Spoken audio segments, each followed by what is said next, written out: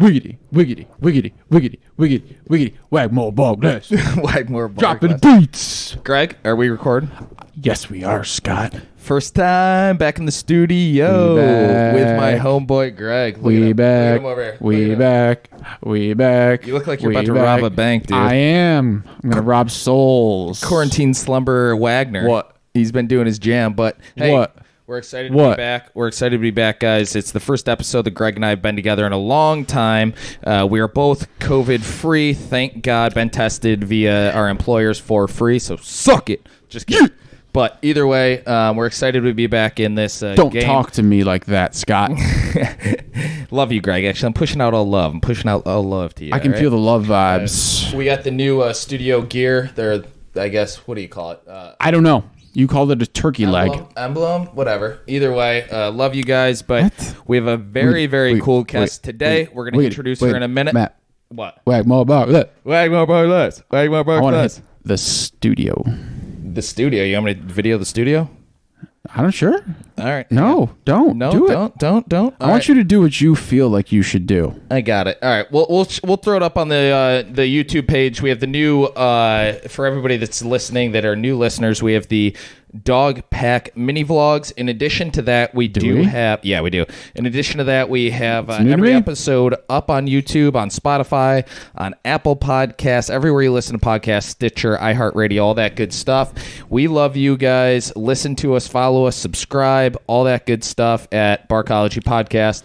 And we're getting into the podcast. Into the cast. All right, let's go. That's amazing. The dogs. Is that even a real story? That's a fact. This is complete nonsense, Greg. Read a book. I guess you are kind of artistic. Incredible. What are you even talking about, man? Go for broke. I don't even know what that means. Let's get it going. Let's get her going. Keep her going, baby. All right, Greg, whenever you're ready. Scott, I'm ready. We go? I guess. All right. Greg, you're finally back. I know. I'm out in the wild again. I have not seen Greg in a while, unless it's been over a Skype or a Zoom call, but I'm very, very excited to have him over here. We're exactly 6 feet apart, if you're wondering. We disinfected all of the podcast equipment. But we're excited to be back. Hello, Dog Pack. This is one of our first episodes together in a while because of COVID-19 and being quarantined. But it's a beautiful day out here in upstate New York, and we're excited to do a little podcast, then get outside.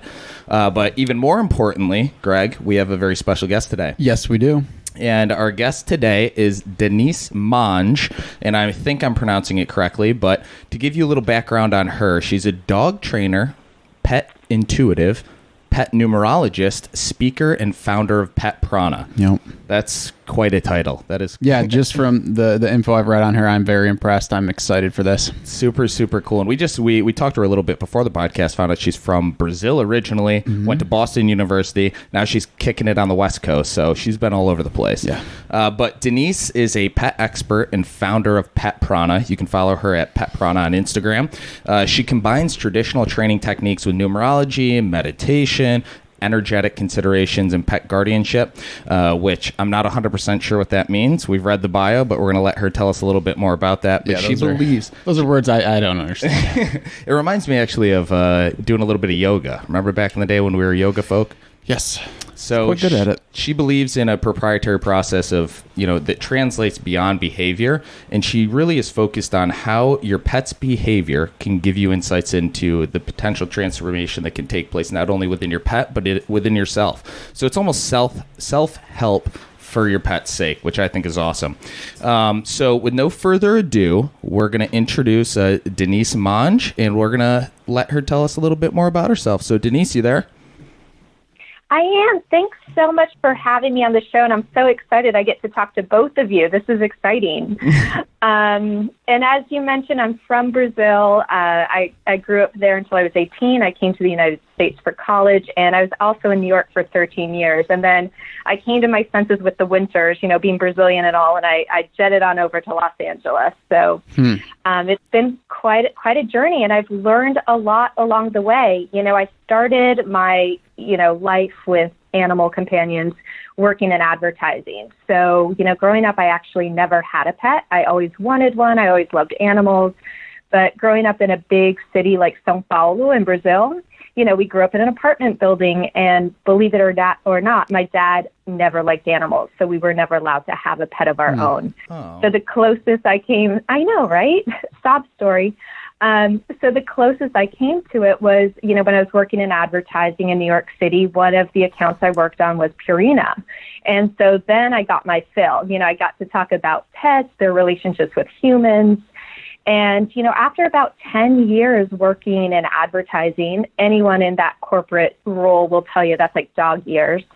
I decided, it's time to wrap that up. And I thought at the time, living in New York City, wanting to work with animals, I figured I might as well open a doggy daycare. And since I never had any animals of my own, I figured, well, I should probably learn a little bit about, dogs and dog behavior.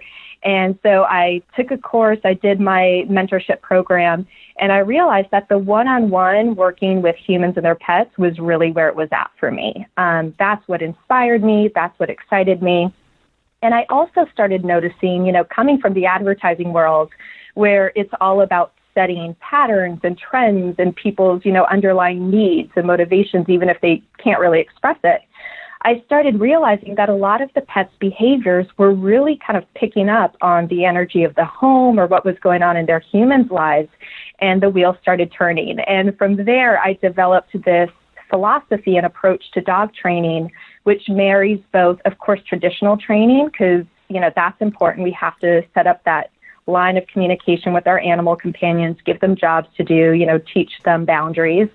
Sure. But also looking at what else is going on in people's lives that might be affecting our animal companions and, driving their behavior. Yeah, no, absolutely. That you said a lot there, and we'll definitely dive into all of that. And I'm super excited. Let's start smaller. Let's start with, what animals do you own now?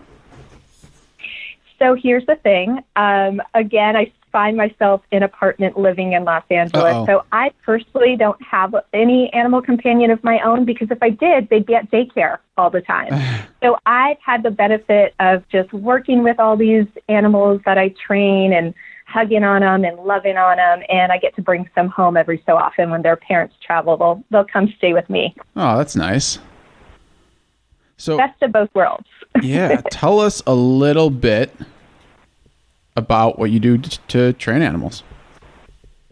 Yeah, so I'm a huge fan of positive reinforcement training. It's very traditional training, but it's a lot more collaborative than that old school kind of alpha role, kind of dominant male energy with animals. Especially when we're working with rescues, for example, like they do need a more sensitive touch, or oftentimes that's what they respond to, or a young puppy. So it's really interesting because we're moving out of this kind of old school way of thinking that we have to dominate our animal companions and moving into a more collaborative way forward. And it's not unlike, the trends of like conscious parenting, right? Where we're viewing our own children less so as we need to dominate and, children should be seen, not heard. But it's, how can we learn together? Because we learn as much from our animal companions as they learn from us. So they're truly a mirror to give glimpses and insights into, where are unmet needs in our lives? Where are we perhaps selling ourselves short for not standing up for ourselves? Let's not go there. Let's not go there. I can bring up some demons. That's what I'm supposed to talk to my therapist about. Right? See, and that's the funny part. A lot of my pet parents are like, you help me train my dog, but you're kind of my therapist too, because we go deep. We go as deep as folks, are willing to go in the moment. Yeah, no, absolutely. It's interesting to hear you say that, because typically when you think of dogs and training, it is always that role of dogs need, they're pack animals. They need some sort of leadership, and once you lose that role structure, dogs become, they misbehave. Yep. Yep. And so for me, what's really cool about that, and you guys are, you're two dudes, right? You've got a deeper voice. You've got broader shoulders. Dogs listen to you very differently than they might react to someone like me, who's a bit more slight, more gentle in my energy. So my favorite thing that our animal companions help us do, especially dogs, is they help us find our own authentic leadership. If I try to replicate what, my 6'5", 230-pound CrossFit boyfriend tries to do with dogs, it's just not going to work. If I'm getting pulled on leash, if we're going, brute force to brute force, I'm going to lose every time. So it's really interesting how dogs especially react to different pack members in the house, and how leadership can come in so many different forms, and they kind of draw it out of us. For me, it's more about that collaboration. Sometimes, whispering is a lot more powerful with animal companions than raising my voice or getting stern. So it's interesting to see how they help us find those aspects of ourselves. And then, of course, those aspects of leadership translate then, now that I know how I lead, I can implement that with my kids, with, work. It really applies more broadly in relationships in our lives. They're the dress rehearsal. That's interesting. Brute force and yelling. We should probably just send you over to our former lacrosse coach, because that was his MO. And it probably worked really well for you guys, right? And so that's why it's so neat, because dog training is not a one-size-fits-all. It's really about tapping into and honoring and understanding, what's motivating each particular dog, what's their personality like, and how can we meet them where they are, and then together get to a place that's a win-win.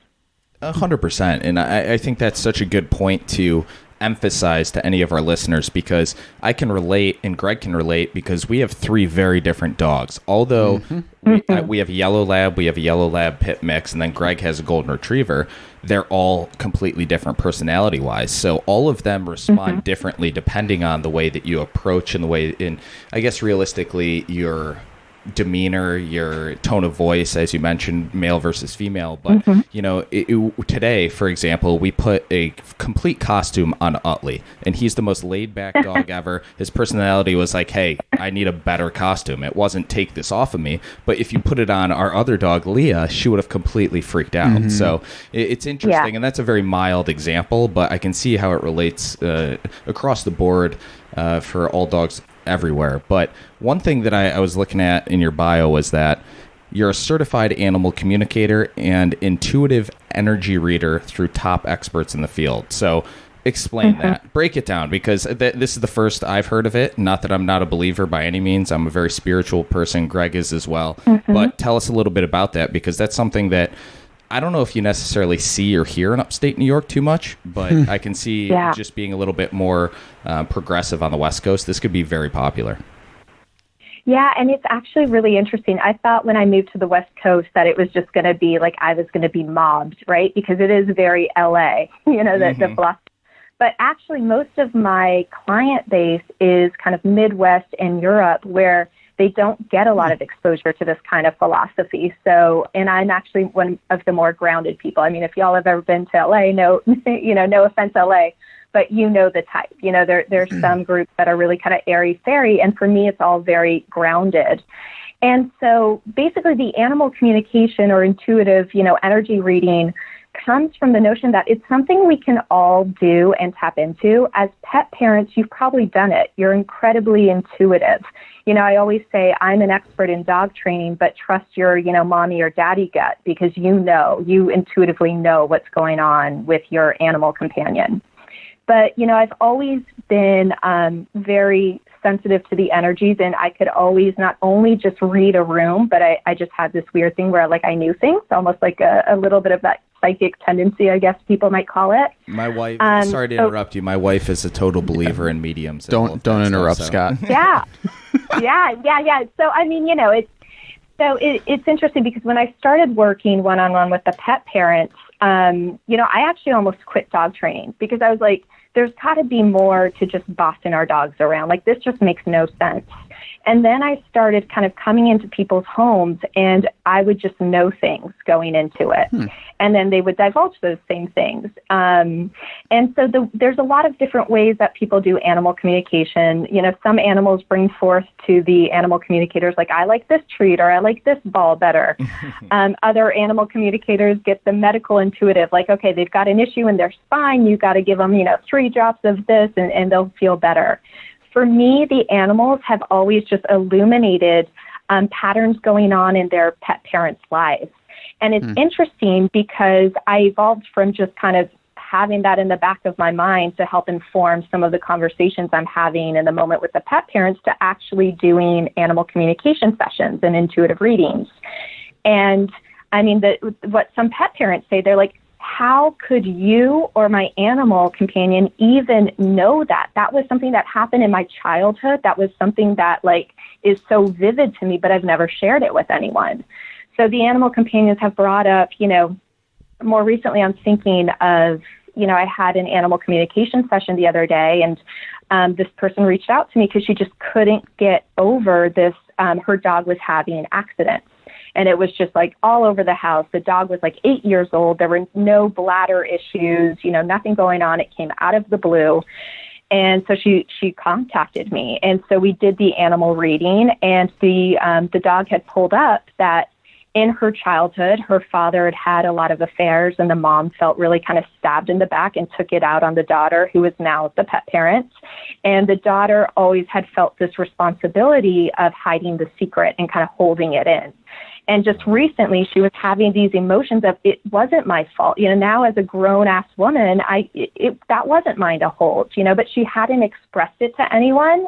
And then in the conversation with her during the animal communication session, that all came out verbatim. And, as the energy often does, the image that came to me was through a movie, and it was the scene of Robin Williams in Good Will Hunting being like, it's not your fault, let it go, you don't get it, it's not your fault, let it go. And I repeated this to her, and she was like, that's the movie I watched last night. That kind of brought it all back. Oh my God. Oh, wow. So it's interesting how these things happen.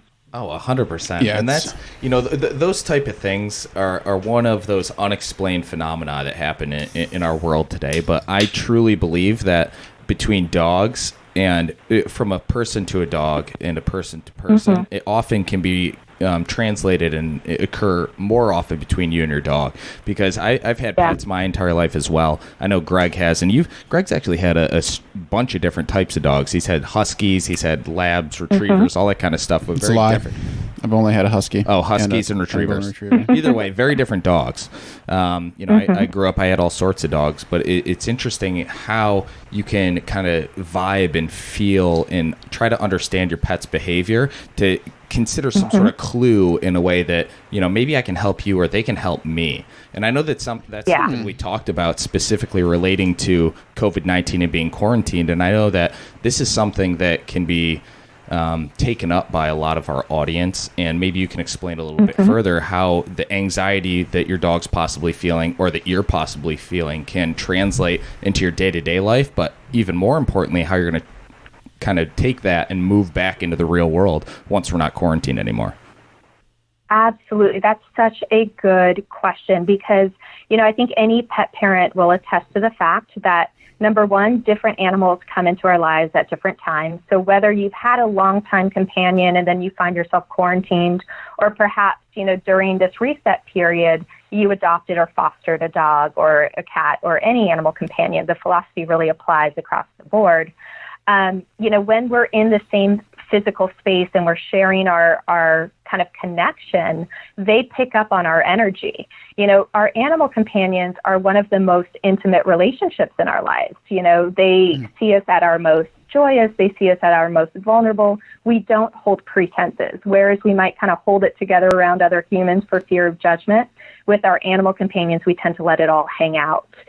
So that also applies to any anxiety that we might be feeling. And this is where it's quite interesting, because in caring for our animal companions during this period, they're actually caring for us, right? They're helping us stick to routine. For a lot of us, they're getting us outside into the sun, even for 15 minutes during a walk. But things that we want to do, if we won't do it for ourselves, but we'll do it for our animal companions, because sometimes we don't make the healthy choices for ourselves, but if it involves another little life, we're like, okay, I'm in. Making sure that we monitor the social media we're taking in, that we're not getting kind of all crazy watching the news 24/7. Because one thing that happens is our animals, they soak up the energy of whatever we're watching. Separation anxiety is a big one that I want to talk about, but even under normal circumstances, a lot of pet parents leave their dogs in the crate or at home while they're doing something, and they think, I'll just leave on the news just as white noise. Oh my gosh, no, because think of everything going on in the news. It's really heavy.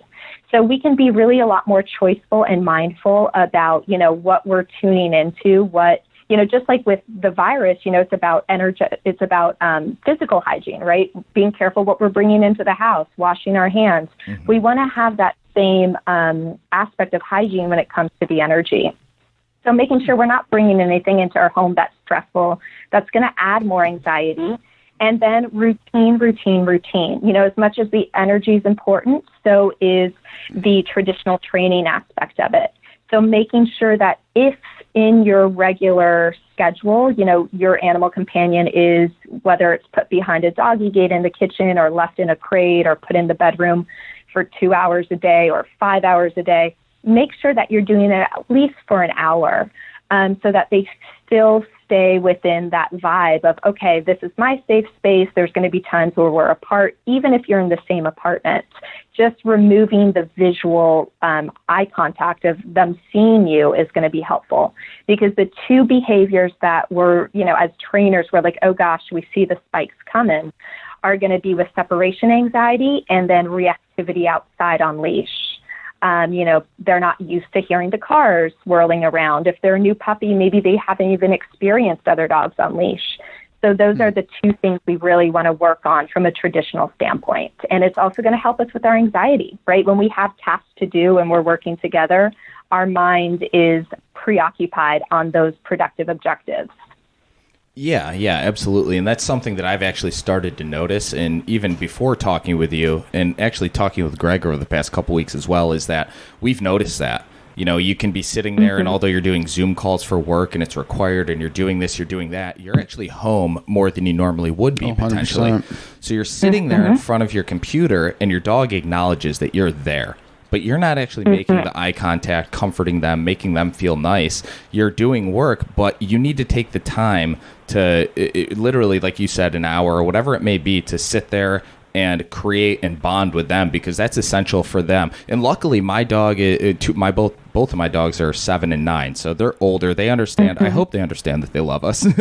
I think they do. But we need to really focus on, making them feel comfortable, because I actually just took a little Instagram video on my phone of Utley. So our younger dog, he's 7, but he's a little lover. He's literally sitting in the studio right now underneath the desk, passed out. That's what he does every time. His comfort situation is being near us while we're talking. Yep. At the same time, Leah is like, hey, you guys you gave me a little pet earlier, you rubbed my belly. Don't come talk to me. I'm taking a nap for 3 hours. So it differentiates between breed, between dog, between household, between personality types. And I think that's 100% right on point what you said. It's funny, though, because, I've been working from home, obviously, a lot. And I've got my home office set up. My dog gets to the point where he'll walk in. He'll see me on the computer, and he'll just know not to even engage with me. He'll just come either lay on the ground or he'll just leave. But as soon as I'm done for the day, right around that, 5:30, 6 o'clock time, it's just playtime. Like, he knows it. He goes, we're going to play. I don't care. Like, this is what's going to happen. You're going to pet me for, whatever, 15, 20 minutes, and we're going to hang. He just kind of knows these little routines and what we do, which is pretty crazy. Yeah. And for you guys, it's great because you do a lot of working from home and, home office stuff. There are going to be those people who will go back to an office, a 9 to 5 situation, and they leave. Or there's those people who, I lived in New York City for 13 years, I guess. apartments are small. We don't have backyards. In order to, stretch their legs, we have to go, down an elevator into the city streets, which aren't that spacious either. So even doing small games in the house, even if you're in a New York-sized shoebox apartment, playing games like hide and go seek, right, where you have your dog stay, and then you hide behind a door and release them with a yes or come find me, and they come find you. That's going to be really fun because not only is it mental stimulation, which helps tire them out a little bit, but they're running around, and also they're being reminded that you being out of sight is a good thing. That helps with independence training and managing separation anxiety. Or, we can get creative, which is fun. One thing that we have been doing is ordering a lot online. And, all of us have those Amazon boxes just kind of kicking it. I love doing like puppy parkour, right? Where you set up boxes, chairs, stacks of books, and you have them go over, through them, under them, practicing commands, and they get a treat at the end.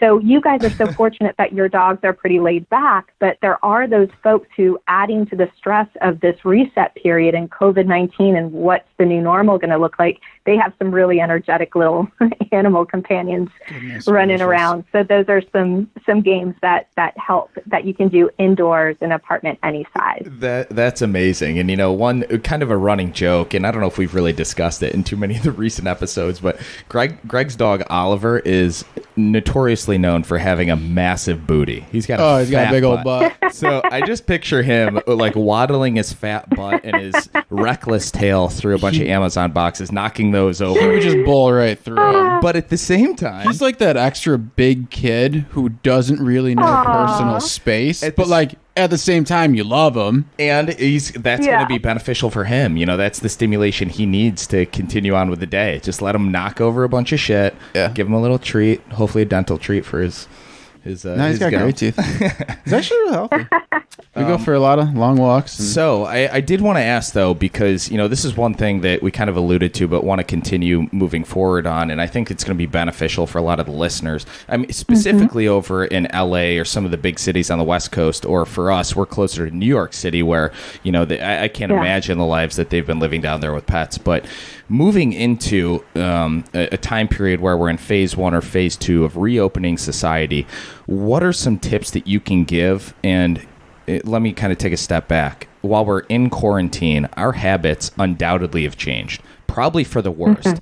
Although a lot of people have decided to exercise and do this, a lot of other people have maybe shut in, consumed alcohol, done all that stuff. And I'm not against consuming alcohol. Greg's had a White Claw. I have a little Bailey's in my coffee right now. But how can you, or what tips can you give to translating and moving back into opening up your home and allowing your pets out? And what can reduce the anxiety for your pet and you? Because knowing myself, sometimes if you're inside and if you're in your house for 2 days, whether it's raining or whatever it is, you go outside for the first time, it's like that light shining a little extra bright on your face. How can you reduce that anxiety? Totally. So, I like that you acknowledge that, habits have changed, whether we perceive them to be for the better or for the worse. And I think that what our animal companions really are calling us to do in this moment is to decide how we want to perceive things, right? Because the world is in a reset period right now, and we get to choose how we want this next phase in our lives, our routines, our relationships, and our careers to look like. So rather than a variety of kind of small course corrections along the way, we've really got the opportunity to take a time out to truly reset. And so that's where, we want to make sure that we're deciding, all right, what are things that we want to keep and what are things that we want to change? So that's the first thing, is like, be honest with yourself, write a list. The other thing energetically that we want to keep in mind is when we take our dogs out for a walk, that leash is like an energetic umbilical cord. Anything that we're thinking, feeling, if we're feeling stressed, we kind of like pull on the leash a little more. They can feel us tensing up. So as we think of social distancing, one thing I've encouraged my pet parents to do is don't think of it as, oh my gosh, I got to stay away from this person. What if they're sick? Try to think of it as, we're allowing space for each other out of respect, and so we all can stay healthy. Like, it's a small nuance, but the energy of it is very different. That's the first thing to do, because even before this whole COVID situation, on-leash reactivity was really created by pet parents who are like, oh God, how's my dog going to react? Or, oh gosh, I don't know how they're going to do around this person. And it creates that tension. So anything we can do before we go out to kind of relieve and reset our perception of how the walk is going to go and how we're going to look at people within our space, that's going to help just set the tone for us and our dogs. And then from a traditional training standpoint, bring those treats out, because what we want to do is some very traditional positive reinforcement. Anytime our animal companion sees another dog approaching, ask for a sit, give them a treat, and that way they're focused on you, and then you guys can move on, hustle. All right, here we go. We're jogging along. Cool. All right, now let's slow down and walk. The big things that they're also going to need help with and treats around are probably going to be like bicycles, honking of cars, all those kind of things that tend to get them. Just kind of go back to basics, bring treats outside so that if your dog starts even noticing those things, you can start creating a positive association and get them to focus on you instead of what might be freaking them out. No, 100%. One thing, and I know your background, you've kind of been all over the place, but you speak very eloquently, so I appreciate you coming on. That's a big word for you, Scott. It's wow. More than 2 syllables. But no, that makes total sense. And one example that I just thought of was, I've mentioned Utley several times in the podcast so far, but we were walking him on leash. He's literally the most submissive dog you've ever seen. I mean, he'll walk up to a little chihuahua who's trying to run his life, and he'll lay down on his back and just submit immediately. But because we've been inside a little bit more, he hasn't seen too many other dogs. He's very socialized. We were outside, and we saw a guy who was skating up our street, not on rollerblades, but what looked to be skis with wheels, and he had ski poles.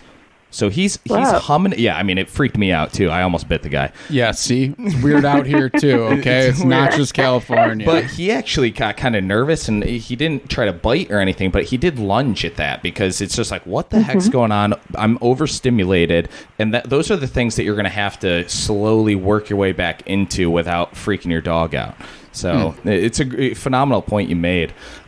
So before we go any further, is there anything that we've kind of skipped over to this point that you want to mention? I know we've kind of been bouncing around and, we let you explain your business and what you do, but is there anything that we've missed so far?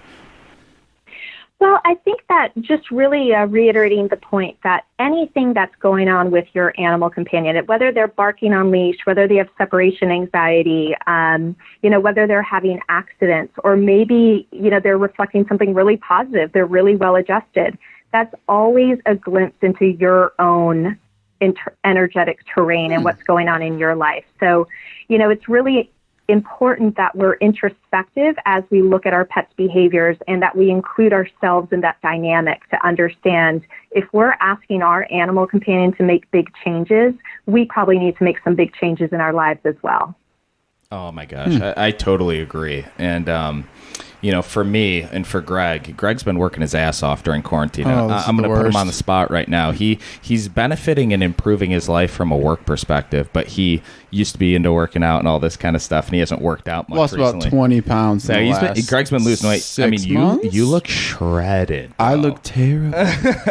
I'm going, listen, I'm going for that boxer look. Right? Brad Pitt in Fight Club. You're pretty close. No. But I think it's very important though to kind of intentionally set times, whether it's alarms or task lists or to-do lists, that are going to actually block out times for you and your pet to make a change or change that energy that's been going on, because it's very easy when you're sitting in your house and you're listening to the news, which I recommend not doing. Maybe go to the CDC website or some sort of neutral source.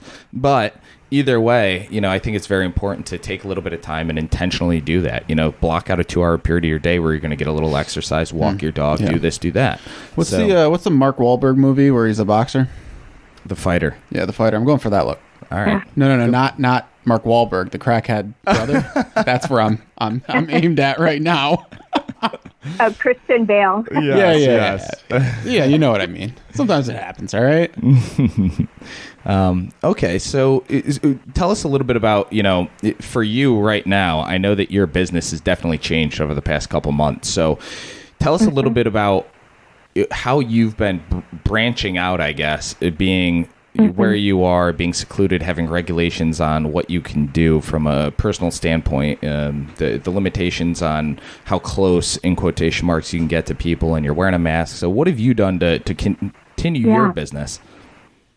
Well, so the interesting thing is that, this philosophy that we've been discussing, I think is very intuitive in that a lot of pet parents, once they hear it, they're like, oh man, that makes total sense. Absolutely. Like I kind of knew that, but I didn't know how to wrap my head around it or mention it the way you do. So, all right, talk to me. My dog has separation anxiety. What is that saying about me? Because right now it's hard for me to be introspective. It's like editing your own closet. It's hard for you to do it yourself. So I have a number of online courses which has, it mixes the traditional dog training techniques and how to manage a behavior from a traditional standpoint, but then it also poses and we walk through, what are the emotions associated with this particular behavior? What are the universal themes that we all can relate to? And it really helps you walk through the journey yourself of unraveling, what your dog is trying to say. It's translating beyond your pet's behavior. So I do have a lot of online training, but a lot of us dog trainers have had to take things online, so there's those Zoom, animal communication sessions, of course, can happen, from a distance. But, truly what I've seen evolving is something that I'm really inspired by is before this COVID-19 reset period, sometimes we would look to the outside world to distract us and what's going on with celebrities, what's happening here, almost to kind of dull what might be going on internally. But now things are so hectic out there that it's no longer fun to escape to the outside. Everybody's turning within. So I'll tell you, I've had such a surge of people booking animal communication sessions because they're like, I know there's something I need to understand about myself in this moment. I can tell my animal is like really pushing for it, but I can't quite put my finger on it. Can we go into the energetic container and see what messages come through? It's really, yeah. I was just saying, it's just really cool that we've all really taken this look within of, all right, I'm the authority. What do I need to know about myself? It's not so much about looking to the external for that validation or escape. Now we're kind of like ready to do the work and decide for ourselves how we want life for ourselves and our animal companions to look like. It's interesting you say that, just because with everything going on with the virus, so I work in finance, I'm a financial advisor, just absolute mayhem. But I've taken this time to really it is. The market's terrible. But anyways, just taking this time to not only like help my clients through this period, help, myself to just take a step back, reflect on my practice and how do I improve there. But also one thing like my dog Oliver and I have done is actually, so we put him through training a while ago to get him basically to walk off leash. And Oliver's what, a year and a half now. So he's 2 now. Oh, 2 now. But he was a boy that weighed 80 pounds at 6 months. 80 pounds, and he just hated a leash. Whoa. Hated a leash. So yeah, he bounces from 80 to 95 pounds. So he's a big heavy dog. He hates leash, right? You pull and he pulls harder. We took we tried a harness. He ate 2 harnesses off himself. Like we tried it all, right? Yeah. So it was like, okay, we need training for this. But, I never really trusted him completely 100% off leash. If we were in the woods, going for a hike, sure. Like, can't get in too much trouble there. There's no cars or anything he's going to get, hurt by. Walking through the neighborhood was something we never did, but we've actually, him and I have taken this time to improve our relationship. And he's been, I never put him on a leash at this point.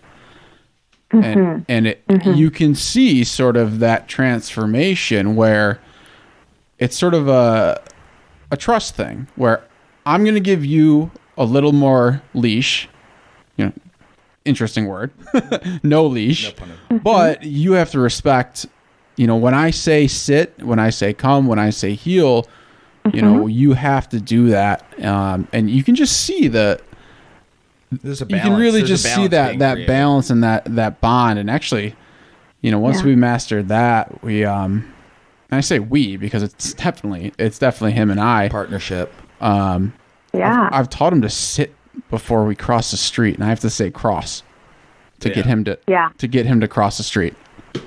That's awesome. I love that. And there's probably some really beautiful poetic parallel there about, you know, you being kind of wanting to always be wild and free. Maybe you had a little rebellious side, and who knows how you as a teenager were with your relationship with your dad and, you know, finding trust. And there we go. That's the cool thing about, you know, working with our dogs in these situations, finding that trust and putting ourselves in the role where maybe up until we were, you know, human parents or pet parents, we associate ourselves more with like the children in you know, the family. We're the child. Now you're a parent. So it almost sometimes gives you insight into what it must have been like for your parents, putting yourself in their shoes with, you know, a potentially rebellious teenager or trying to find that balance between, you know, holding the leash and But yeah, no, you're 100% correct. So, you still there?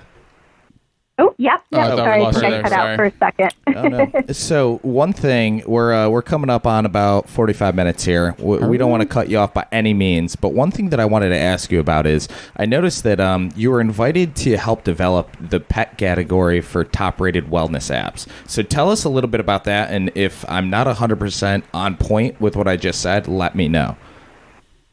Yeah, no. So there's this really fantastic wellness app called Simple Habits. And they're based out of San Francisco, kind of some of those Silicon Valley dudes. Mm-hmm. But what they've done is it's really neat. They've culled a lot of different resources for a lot of different people. And their meditations and kind of like little speeches range from anywhere from like 5 minutes until 10 minutes. And it's whether it's a guided meditation or like thought of the day, they have tons of experts. And they categorize their meditations into categories, into if you're feeling anxious, if you're looking to, you know, sleep better, if you're having trouble in your relationship, if you're, you know, working with kids. And it is so cool because pets are finally getting a seat at the table. There aren't many people doing it, but there is a high demand from the pet parents. You know, pets right now, a lot of people aren't having children, but the pets are kind of that filling that void. And so they asked me to develop a whole series that's about meditating with your pet or, you know, what I kind of slanted it toward is what we can learn with living mindfully with our pets. And it's just really cool. You know, that wellness app approached me. There are conscious living and mindful living conferences now that are approaching me to be a keynote speaker to talk about the role that our pets, you know, play within a more mindful life. Yeah, but to me, what's really exciting is people are acknowledging that this is a role that animal companions play in our lives, rather than just, you know, them being silly or fun or playful. They really can be little life coaches for us as well. Hey, Scott, what do we have to do to become a keynote speaker? Well, I think you're kind of your own keynote speaker right now. But I'm digging your story with Oliver. That's a good TED Talk right there. He's the best dog ever. It's kind of awesome. But that's very cool. That's very cool, though. Have you found that, you know, moving from Brazil very early on in your life, and then to Boston, being on the East Coast, very right side, and then over to the West Coast, have you found that there's more opportunities for positions and jobs that you've really kind of created yourself and beliefs that you're falling into on the West Coast? I know this is kind of a broad and vague question, but what are you asking? Go ahead. I got that. So my theory was exactly where you're going, that, you know, West Coast is the place to be. Honestly, with such an online community, it's really it's less about geography. It's more kind of psychographic, right? It's just all these pet parents all of a sudden are like looking for and thirsting for more information about, you know, mindful approach to living, training, and collaborating with your pet. And so they're coming from all over the place. I'll tell you, I think one really interesting thing that was incredibly formative, less so about, you know, LA versus New York, was, you know, I grew up in Brazil. But my mom was from Oklahoma and my dad's Brazilian. So I had this really interesting dichotomy growing up where Brazil's all about energy and carnival and esoteric things. And then Oklahoma, when I would go spend summers there, it's Bible camp. Things are really strict. We don't talk about energy. That's devil's work. So growing up with that interesting mixture really helped open me up to not shutting out any possibility, right? So it in my experience, in my worldview, it never needs to be either traditional training or just looking at animal communication or the energetic. The interesting juiciness area is where you mix the two together. That's a phenomenal Mind blowing. point. Yeah, and I think you're the perfect advocate because you've seen all spectrums. You've been to every side, every point of the star to kind of experience every type of. I don't even know how to categorize Scott's putting his wisdom hat on now. He's trying really hard. Why not? So one thing that I actually wanted to ask was, moving forward, we're still quarantined in upstate New York. We're almost getting let off the leash, no pun intended. Wow, but, look at that. And I know I kind of asked this similar question earlier, but what is one insight or one tip that you can give to folks who have been maybe in New York City, maybe in LA, maybe in some of those bigger cities, as they continue to move back into culture? What's a couple tips you can give to them? So one that's very inspired by the animals is stick to your guns and stick to your boundaries, right? Dogs are never apologetic. If, they're playing with a toy and another dog wants it, they'll just give a little growl right off the bat and be like, that's my toy, back off. And the other dog does, right? And there's none of this like, sorry, man, I overreacted. I was having a bad day. For humans, we need to stick to our guns unapologetically in terms of keep that work-life balance. A lot of us have found an ability now to get our job done, our Zoom stuff, but then have separate time for family or for us to do whatever we want or spend time with our pets. Guard that time and that balance with all you have. Because it would be such a shame if we found kind of these new ways forward and these ways that we're able to find time for different relationships in our lives. If we just kind of go back to what it was, I think that would be a tremendous shame. So stick with your boundaries. That's the number one thing that I would say coming out of COVID. Awesome. That's awesome. So I know that I wish we had more time, Greg and I. It's actually my wife's birthday today, so we're beating up against a potential front yard party, social distancing cocktail. Oh, we're in the front, not in the back? Yeah, we're in the front. We're not yard. allowed in the back yet. You might not know anything about front yards. No, I'm just kidding. But we appreciate you very much for coming on. Phenomenal stuff. I mean, it's something that we're gonna have to do this again. It's almost. I don't think I retained truth. all of it. Yeah, it's almost an unspoken feeling that everybody has. I know Scott didn't. But we thank you very much for coming on. If you want to follow you, can you tell everybody where to follow you? Where can we find you? Instagram or your website, whatever it be. So if you want to just start, we're recording right now. Tell us where to find you. Okay. Yeah, so you can always connect with me on Instagram on @Pet Prana. And if you go to my website, petsprana.com, sign up for the newsletter because I do offer free live Q&A calls. I'd love to provide opportunities to connect with folks and fill you in, because my philosophy is if you're committed enough to want to do the training with your animal companion, odds are there's lots of other folks with the same questions. So we get to learn from each other as a pack. That's awesome. Awesome. So do you know how we usually wrap up every episode? It's fun. So it is fun, but Greg and I always say, and we want you to chime in with us, but we say wag more, bark less. So if you say the first part, we'll say the second part. I love it. All right. Wag more. Bark less. Thank you so much. Talk to you soon. All right.